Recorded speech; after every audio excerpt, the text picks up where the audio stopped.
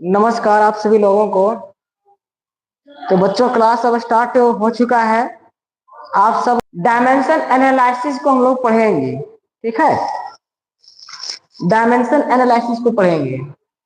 तो बच्चों अगर आप सभी लोग अगर हमारे बातों को अगर क्लियर रूप से अगर सुन पा रहे हो तो आप सभी लोग जैसे एक बार वीडियो को थम कर दें, है ना। हाँ भाई, राधे राधे, सभी लोगों को राधे राधे। बच्चों डायमेंशन फॉर्मूला से सवाल तो रहता ही रहता है, लेकिन डायमेंशन एनालिसिस से भी सवाल रहता है। और डायमेंशन एनालिसिस दोस्तों आप बढ़िया से आपको समझना पड़ेगा, क्योंकि चलिए बच्चों हम लोग स्टार्ट करते हैं डायमेंशन एनालिसिस। चलिए, और यहाँ से पूरा जो सो आपको क्लास जो सो कंटिन्यू रहना है। अगर आप जो सो कंटिन्यू अगर लेक्चर को देखेंगे तभी जो सो आपको बढ़िया से समझ में आएगा। अदरवाइज तो फिर आपको फिर बॉन्ड होना शुरू हो जाएगा, है ना। तो बढ़िया से हम पूरा क्लास करते रहना है। तो हेडिंग बना लीजिए डायमेंशन एनालिसिस।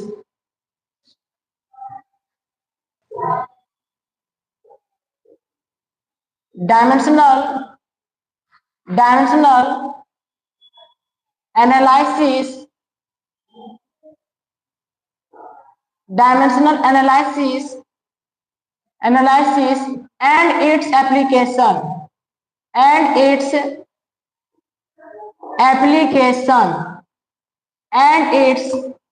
application यानी कि मेरे प्यारे बच्चों, पहले हम लोग जानेंगे कि डायमेंशनल एनालिसिस किसको कहते हैं। उसके बाद फिर हम लोग जानेंगे इसके एप्लीकेशन के बारे में, ठीक है। हेडिंग आपका क्या है? Dimensional analysis and its application. तो बच्चों सबसे पहले हम लोग जानते हैं कि डायमेंशनल एनालिसिस किसको कहते हैं।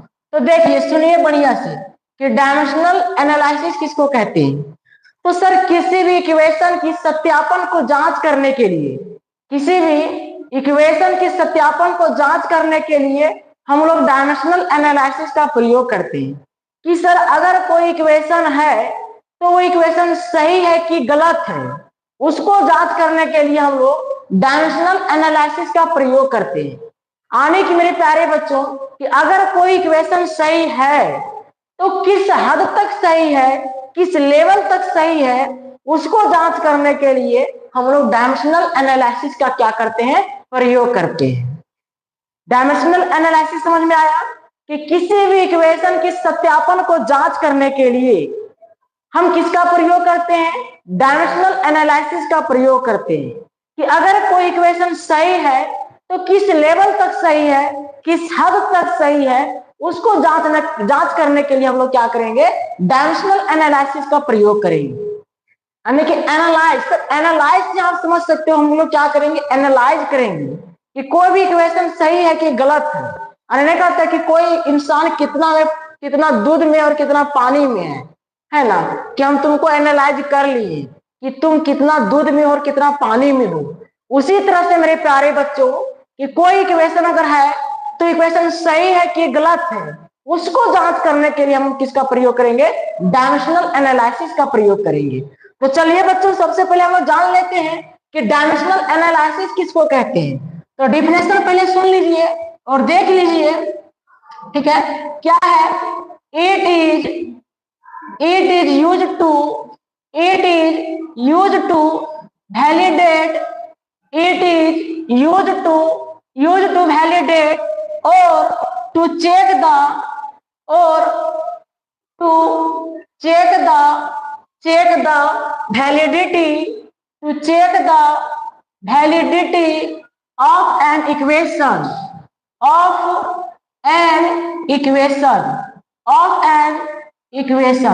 यानी कि मेरे प्यारे बच्चों किसी इक्वेशन की सत्यापन को जांच करने के लिए हम डायमेंशनल एनालिसिस का क्या करते हैं? प्रयोग करते हैं। डिफिनेशन क्या लिखाया गया सर? कि it is use to validate और to check the validity of an equation.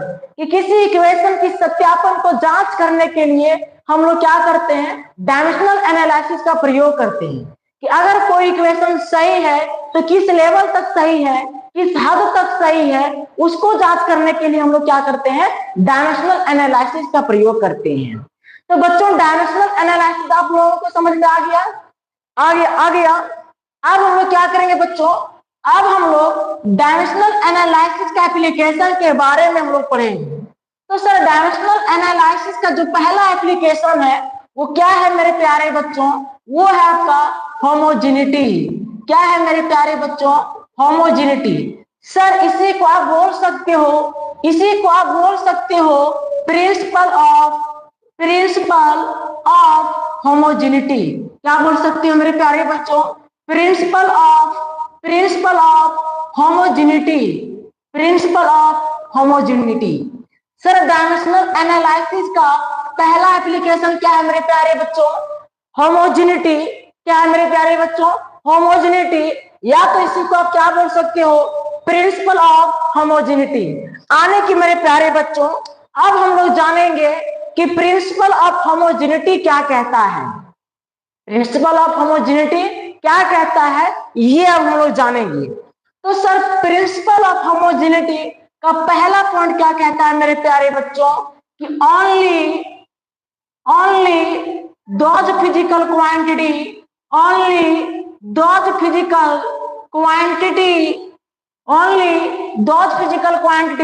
which can be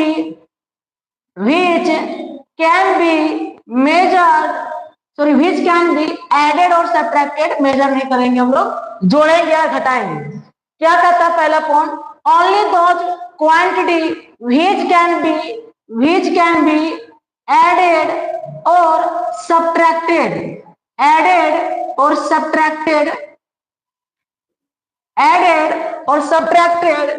which have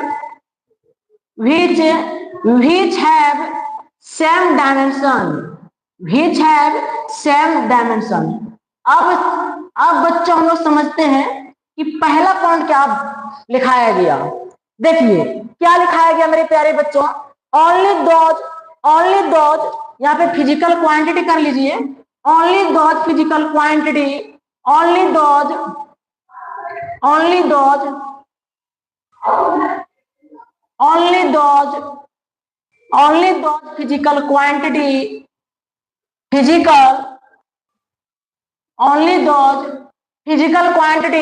which can be added or subtracted which have same dimension।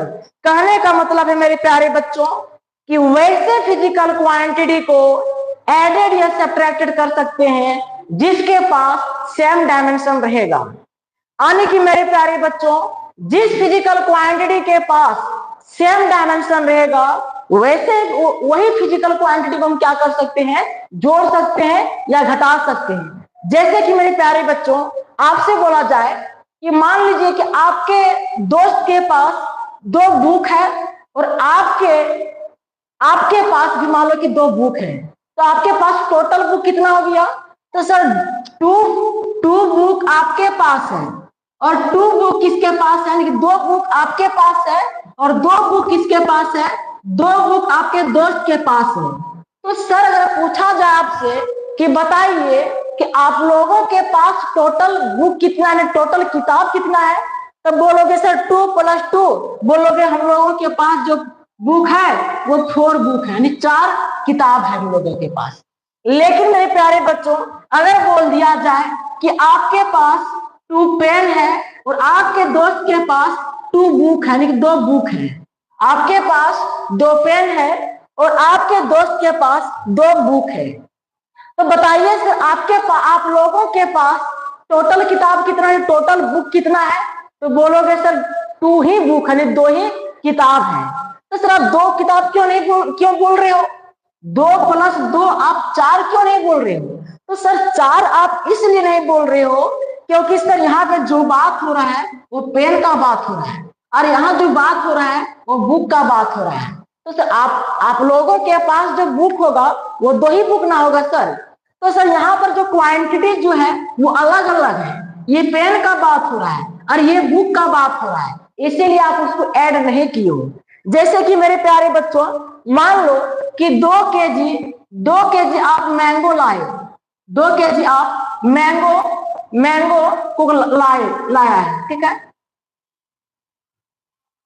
2 kg को आप मार्केट से mango को खरीद करके लाया, आप 2 kg मैंगो को खा गए, आपका मन नहीं भरा, आपका पेट नहीं भरा, आप फिर मार्केट गया, है ना, आप फिर जो है मार्केट गए और फिर से आप जैसे मार्केट से क्या किया, मार्केट से आप फिर जैसे 2 kg मैंगो को क्या किया, 2 kg मैंगो को आप ले आए। तो सर टोटल मैंगो कितना हो गया, तो सर टोटल मैंगो आपके पास 4 kg हो गया। अब 2 kg पेड़ के अंदर रहे चाहे कहीं भी रहे, टोटल मैंगो कितना हो गया, 4 kg हो गया। आपने जो सो मार्केट से कितना kg मैंगो खरीदा, 4 kg मैंगो खरीदा, है ना। और वही अगर सर बात किया जाए कि 2 kg जो आप मैंगो को लाए, है ना, मैंगो को लेकर के आया, उसके बाद जिस आप मैंगो को खाया, आपका पेट नहीं भरा, फिर से मार्केट गया और मान लो कि 2 kg ले आया, 2 kg जो आपने एप्पल को ले आया, तो बताइए सर आपके पास टोटल कितना kg मैंगो होगा, 2 ही kg ना होगा सर। आप 4 kg क्यों नहीं बोल रहे हो, क्योंकि सर ये मैंगो का बात हो रहा है और ये एप्पल का बात हो रहा है, इसीलिए आप जो उसको ऐड नहीं कर रही हो। तो वही मैं समझा रहा हूं मेरे प्यारे बच्चों, होमोजेनिटी या प्रिंसिपल ऑफ होमोजेनिटी का पहला पॉइंट क्या कहता है कि only those physical quantity which can be added और subtracted which have same dimension, कि वैसे फिजिकल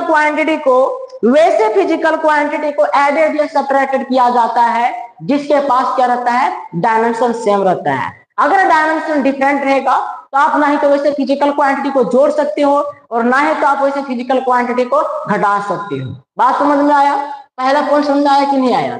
देखो डायमेंशनल एनालिसिस किसको कहते हैं, तो डायमेंशनल एनालिसिस जो सो किसी भी इक्वेशन के सत्यापन को जांच करने के लिए हम क्या करते हैं, डायमेंशनल एनालिसिस का प्रयोग करते हैं कि अगर कोई इक्वेशन सही है तो किस लेवल तक सही है, किस हद तक सही है, तो उसको जांच करने के लिए हम लोग क्या करते हैं, डायमेंशनल एनालिसिस का प्रयोग करते हैं।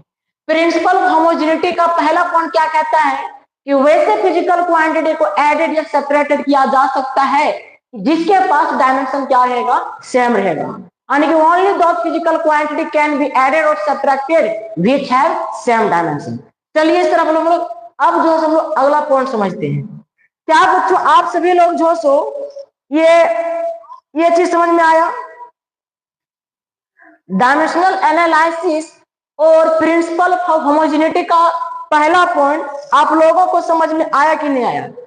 डायमेंशनल एनालिसिस क्या होता है कि किसी भी इक्वेशन की सत्यापन को जांच करने के लिए हम लोग क्या करते हैं, डायमेंशनल एनालिसिस का प्रयोग करते हैं कि अगर कोई इक्वेशन है तो सही है कि गलत है, और अगर सही है तो किस लेवल तक सही है, किस हद तक सही है, तो उसको जांच करने के लिए हम लोग डायमेंशनल एनालिसिस का प्रयोग करते हैं।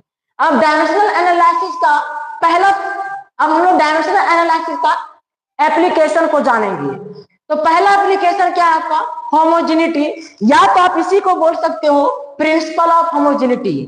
तो प्रिंसिपल ऑफ होमोजेनिटी का पहला पॉइंट क्या कहता है कि only those physical quantity which can be added और subtracted which have same dimension, कि वैसे फिजिकल क्वांटिटी को एडेड या सब्ट्रैक्टेड कर सकते हो जिसके पास क्या रहेगा, सेम डायमेंशन रहेगा, है ना, या तो सेम यूनिट रहेगा। चलिए अब हम लोग अगला पॉइंट पर बात करते हैं, है ना। और बच्चों जो भी लोग हमारे लाइव क्लास को जो कर रहे हो, जो भी हमारे लेक्चर को देख रहे हो, तो भाई वो सभी लोग जैसे हमारे वीडियो को लाइक करते हैं, क्योंकि आप सभी लोग जैसे वीडियो को लाइक नहीं करते हैं और वीडियो को लाइक करने में आप लोग बड़ा कंजूसी करते हैं, है ना। तो आप सभी लोग जैसे वीडियो को जरूर लाइक करें, है ना। इससे क्या होता है, इससे हमारा मनोबल बढ़ता है ना, अंदर से एक एनर्जी मिलता है ना। चलिए दूसरा पॉइंट हम जानते हैं सर, प्रिंसिपल ऑफ होमोजेनिटी का दूसरा पॉइंट क्या कहता है, a dimensionally correct equation, a dimensionally correct equation may be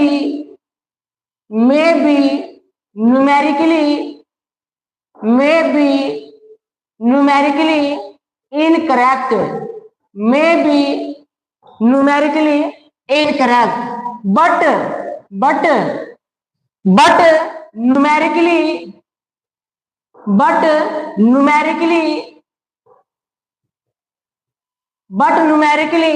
correct equation, but numerically correct equation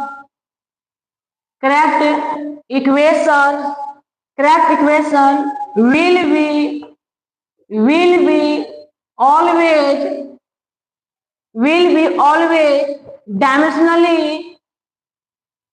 be always dimensionally, dimensionally correct equation. चलिए बच्चों, मैं आप लोगों को समझाता हूं प्रिंसिपल ऑफ होमोजेनिटी का दूसरा पॉइंट। ठीक है बच्चों, सर दूसरा पॉइंट क्या है? दूसरा पॉइंट क्या है मेरे प्यारे बच्चों कि ए dimensionally correct equation may B numerically incorrect. कहने का मतलब है मेरे प्यारे बच्चों कि डायमेंशनली जो सो करेक्ट इक्वेशन है, डायमेंशनली करेक्ट इक्वेशन है, लेकिन न्यूमेरिकली जो सो गलत हो सकता है। कि अगर डायमेंशनली करेक्ट इक्वेशन है तो न्यूमेरिकली क्या हो सकता है? गलत हो सकता है। लेकिन मेरे प्यारे बच्चों but numerically correct equation will be always dimensionally correct. लेकिन मेरे प्यारे बच्चों अगर न्यूमेरिकली अगर ये करेक्ट इक्वेशन हो तो डायमेंशनली आपका हमेशा सही इक्वेशन होगा। कहने का मतलब है मेरे प्यारे बच्चों कि अगर डायमेंशनली सही इक्वेशन है तो न्यूमेरिकली आपका गलत हो सकता है, लेकिन अगर न्यूमेरिकली ही अगर सही हो तो डायमेंशनली आपका हमेशा सही होगा। दूसरा पॉइंट यही बोल रहा है सर कि dimensionally correct equation may be incorrect but numerically correct equation will be always dimensionally correct equation. कहने का मतलब है मेरे प्यारे बच्चों कि डायमेंशनली करेक्ट इक्वेशन है, लेकिन न्यूमेरिकली क्या हो सकता है? न्यूमेरिकली आपका गलत हो सकता है। लेकिन अगर न्यूमेरिकली ही अगर सही हो तो डायमेंशनली आपका हमेशा सही है। यही चीजें बता रहा हूं बच्चों कि डायमेंशनली जो आपका करेक्ट इक्वेशन हो सकता है, लेकिन इस बात की गारंटी नहीं है कि डायमेंशनली सही होने से आपका न्यूमेरिकली भी सही हो जाएगा। लेकिन मेरे प्यारे बच्चों अगर न्यूमेरिकली वैल्यू ही अगर सही हो तो डायमेंशनली आपका हमेशा सही होगा। दूसरा पॉइंट यही कहता है। क्या बच्चों दूसरा पॉइंट समझ में आया? अगर आप सभी लोग जो सो प्रिंसिपल ऑफ होमोजेनिटी का दूसरा पॉइंट अगर आप समझ गए तो जो आप वीडियो को थंब कर दें ताकि इससे हमें पता चल सके कि आप जो सो प्रिंसिपल ऑफ होमोजेनिटी का दूसरा पॉइंट को आप समझ गए। प्रिंसिपल ऑफ होमोजेनिटी का दूसरा पॉइंट क्या कहता है कि डायमेंशनली जो सो करेक्ट इक्वेशन है तो इस बात की गारंटी नहीं है कि आपका न्यूमेरिकली वैल्यू भी आपका सही हो जाएगा। लेकिन मेरे प्यारे बच्चों अगर न्यूमेरिकली वैल्यू ही अगर सही है तो डायमेंशनली आपका हमेशा सही होगा। चलिए बच्चों अब हम लोग इसका तीसरा पॉइंट का बात करते हैं कि सर तीसरा पॉइंट क्या कहता है। तीसरा पॉइंट बता दीजिए। पहला पॉइंट समझ में आया? पहला पॉइंट क्या कहता है कि केवल वैसे फिजिकल क्वांटिटी को एडेड या सब्ट्रैक्टेड कर सकते हैं जिसके पास डायमेंशन सेम रहेगा, है ना, या तो फिर यूनिट सेम रहेगा। दूसरा पॉइंट क्या कहता है मेरे प्यारे बच्चों? दूसरा पॉइंट कहता है कि अगर डायमेंशनली अगर सही है, डायमेंशनली अगर करेक्ट इक्वेशन है तो न्यूमेरिकली आपका गलत हो सकता है। गलत हो सकता है सर, सही भी हो सकता है और गलत भी हो सकता है, ठीक है। लेकिन मेरे प्यारे बच्चों अगर न्यूमेरिकली ही अगर सही हो तो डायमेंशनली आपका हमेशा सही होगा, हमेशा सही होगा। चलिए तीसरा पॉइंट का बात करते हैं। अरे भाई समझ में आ रहा है कि नहीं आ रहा है? अगर आ रहा है तो एक बार आप सभी लोग दिल से जो सो वीडियो को थंब कर दे ताकि इससे हमें पता चल सके कि आप सभी लोग जो हमारे लेक्चर को बढ़िया तरीका से आप समझ पा रहे हैं। तो सर आप वीडियो के ऊपर थंब कर दें, है ना। ये सर देखिए डायमेंशनल ये प्रिंसिपल ऑफ होमोजेनिटी का जितना भी क्वेश्चन है वो इसी कॉन्सेप्ट पर ही है सर। आप जैसे कॉन्सेप्ट को पकड़िए, कॉन्सेप्ट को आप जैसे समझिए, थ्योरी को समझिए। अगर आप थ्योरी को समझ गए सर तो फिर क्वेश्चन को आप यूं ही उड़ा देंगे। क्वेश्चन जो फिर बनाना आपके लिए बहुत ही आसान रहेगा सर। चलिए आगे बढ़ते हैं हम लोग। तो सर प्रिंसिपल ऑफ होमोजेनिटी का तीसरा पॉइंट क्या कहता है, अब ये हम लोग जानेंगे, ठीक है। तो लिखेंगे कि dimension of equation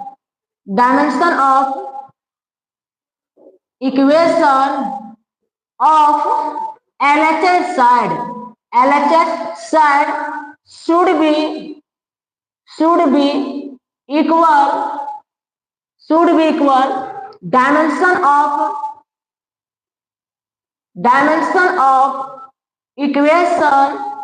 dimension of equation of RHS side, RHS है ना।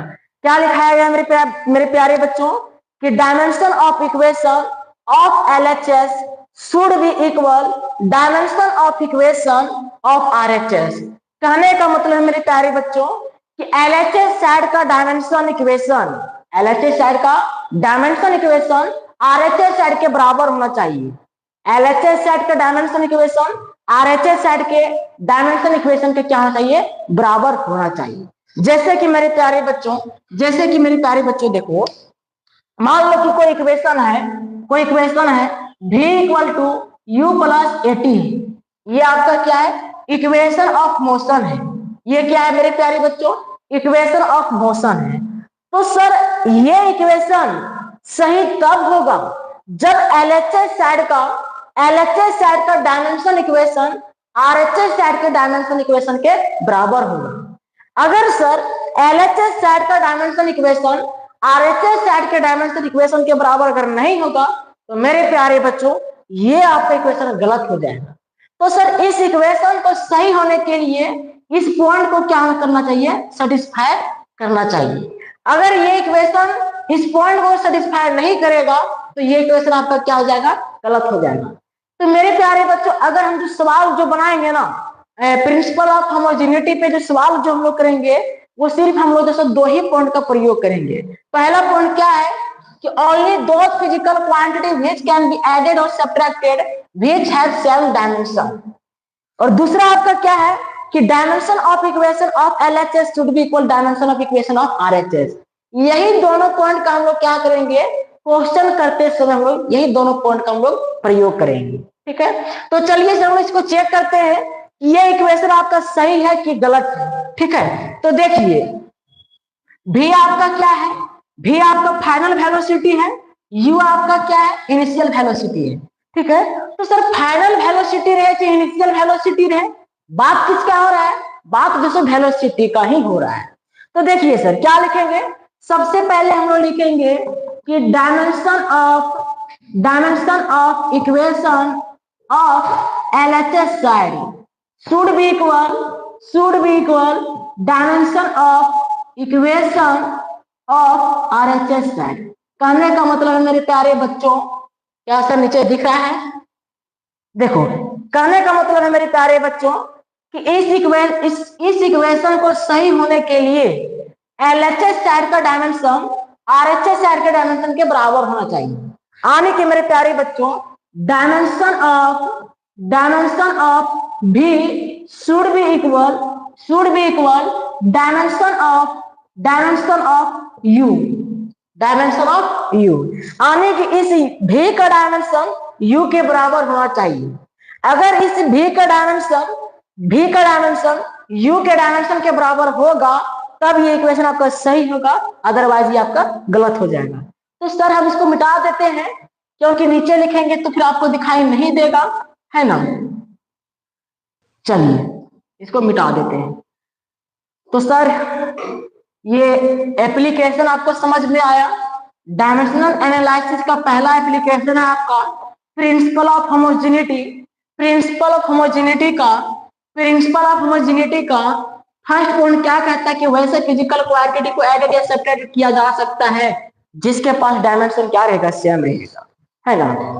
तो इक्वेशन को सत्यापन को जांच करने के लिए हम केवल दो ही पॉइंट का प्रयोग करेंगे और दो पॉइंट आप लोग अपना माइंड में सेटअप कर लीजिए।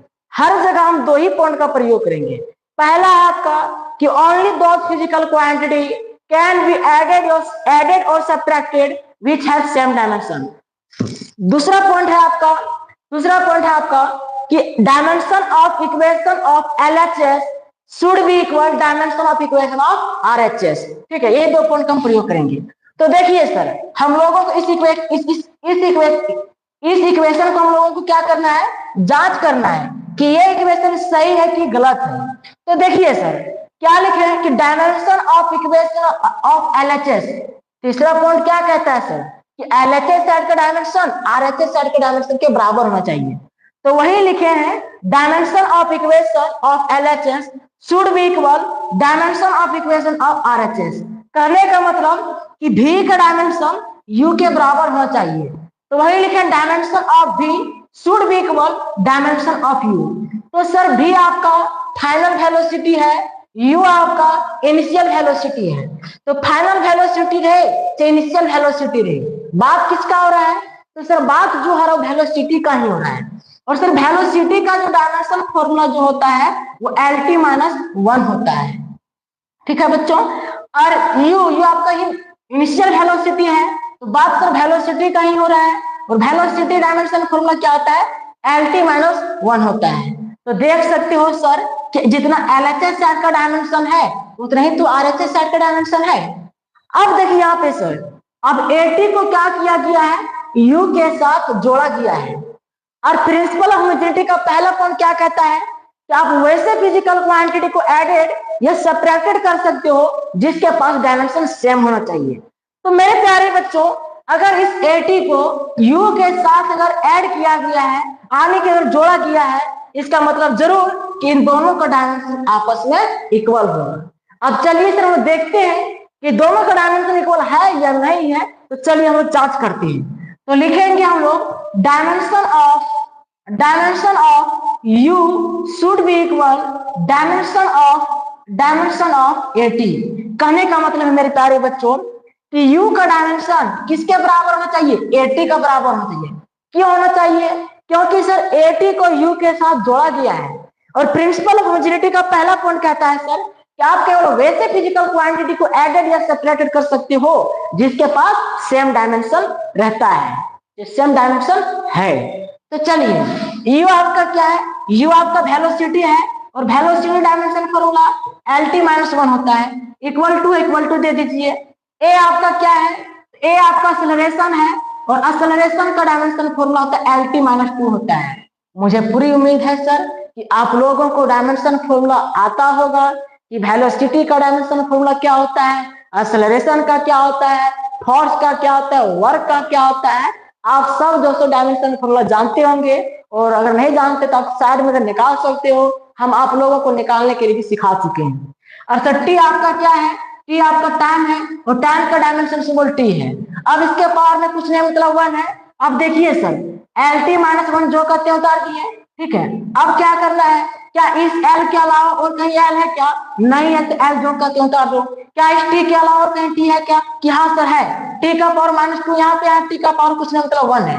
तो T का पावर -2, T का पावर 1, क्या बचेगा? T का पावर -1। तो आप देख सकते हो सर कि जितना LHS साइड का डायमेंशन है उतना ही क्या RHS साइड का डायमेंशन है। आने के मेरे प्यारे बच्चों, जितना डायमेंशन U का है उतना ही डायमेंशन AT का है। तो दोनों का डायमेंशन क्या है? इक्वल है। इसका मतलब कि ये इक्वेशन जो है वो आपका सही है, ये इक्वेशन आपका गलत नहीं है। क्योंकि ये दोनों पॉइंट का क्या किया? फुलफिल किया। ये दोनों पॉइंट को जो सेटिस्फाई किया। दोनों पॉइंट कौन कौन सा? तो वैसे फिजिकल क्वांटिटी को एडेड या सब्ट्रैक्टेड कर सकते हो जिसके पास क्या हो? डायमेंशन सेम हो। तो देख सकते हो कि अगर u को AT के साथ जोड़ा गया है, इसका मतलब कि इन दोनों डायमेंशन सेम होना चाहिए। तो आप देख सकते हो कि जितना u का डायमेंशन है उतना ही AT का डायमेंशन है। इसका मतलब कि अगर जोड़ा गया इसका मतलब सही है। दूसरा क्या कहता है कि LHS साइड का डायमेंशन RHS साइड के डायमेंशन के बराबर होना चाहिए। तो देख सकते हो कि जितना v का डायमेंशन है उतना ही किसका डायमेंशन है? u का डायमेंशन है। तो LHS साइड के डायमेंशन RHS साइड के डायमेंशन के बराबर है। इसका मतलब कि सर ये इक्वेशन आपका सही है। तो क्या मेरे प्यारे बच्चों आप सभी लोगों को ये एग्जाम्पल समझ में आया? अगर आप लोगों को समझ में आया तो आप सभी लोग जो है एक बार वीडियो को थंब कर दे ताकि इससे हमें पता चल सके कि आप लोग जैसे हमारे बातों को अच्छे तरीके से समझ गए हो।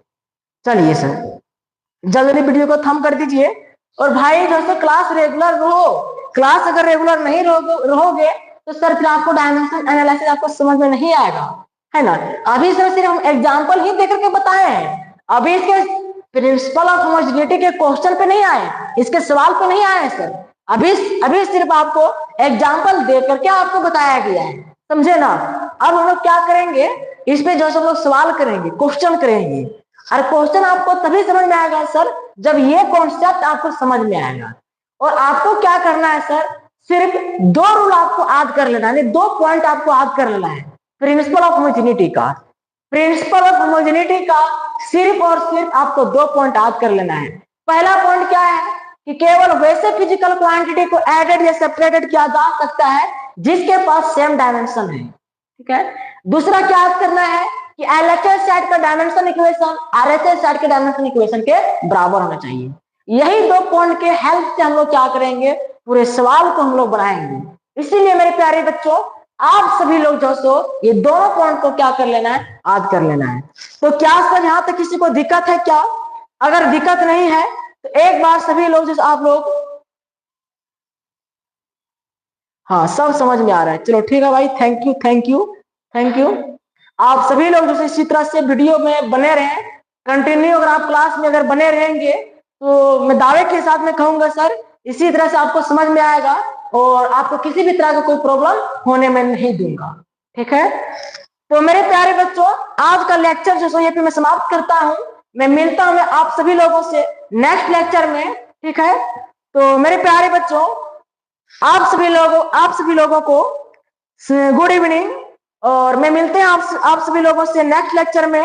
तब तक के लिए टेक एंड गुड बाय। हाँ ठीक है भाई, समझ आ रहा है, आएगा भाई आएगा, क्यों नहीं आएगा भाई, हम लोग हैं तब फिजिक्स केमिस्ट्री मैथ है, जब हम ही लोग नहीं रहेंगे तो फिजिक्स केमिस्ट्री मैथ कहां से रहेगा। तो समझ में आएगा सर, जरूर समझ में आएगा, टेंशन नहीं लेना है, ठीक है। सिर्फ टेंशन देने का है, टेंशन लेने का नहीं है, ठीक है। तो ठीक है बच्चों, हम आप लोगों से मिलते हैं नेक्स्ट लेक्चर में। तब तक के लिए टेक एंड गुड बाय। आप ठीक है भाई, thank you thank you thank you, इतना भी ज्यादा प्यार मत दो, ठीक है भाई। हम आप लोगों से मिलते हैं नेक्स्ट लेक्चर में, ठीक है।